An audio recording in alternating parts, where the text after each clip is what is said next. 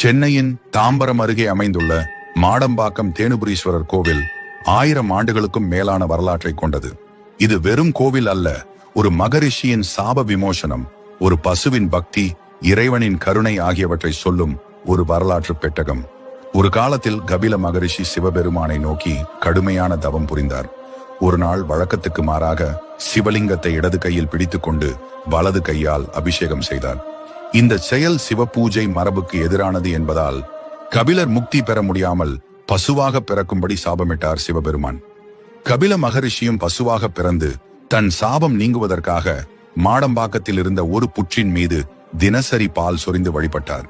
இதை கவனித்த பசு மேய்ப்பவன் பசு வீணாக பாலை சொரிவதாக எண்ணி கோபத்தில் அதை கல்லால் அடித்தான்.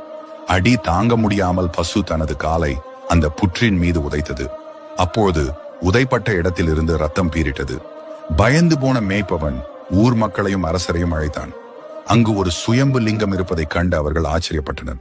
அப்போது சிவபெருமான் தோன்றி கபில மகரிஷியின் பக்திக்கு பரிசளித்து அவருக்கு முக்தி அருளினார். பசு வழிபட்டதால் இக்கோவிலில் உள்ள சிவபெருமான் தேனுபுரீஸ்வரர் என்றும் அவரது தேவி தேனுகாம்பாள் என்றும் அழைக்கப்படுகிறார்கள்.